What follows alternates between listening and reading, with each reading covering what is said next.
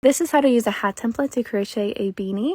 The hat templates are based on head measurements, so you can use whatever size hook or yarn you have on hand. You don't have to match gauge or anything like you would in a regular pattern.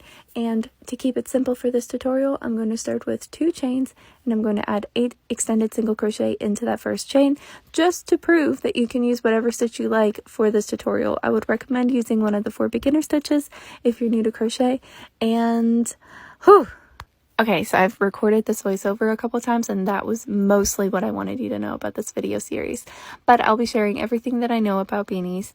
This one is worked from the top down, so we're going to start with a circle, and then we're going to turn that circle into a tube. And I'll share how I came up with the measurements. And I'll also go over briefly how to use the measuring tape method, which is what these templates are based off of. But you can also work beanies from the bottom up. You can work them from side to side in a panel. I don't have tutorials of that just yet, but I would like to make them, so if this does well, I'll be sure to prioritize those. But if you like these kind of close-up stitch tutorials, be sure to like and follow. I post them as much as I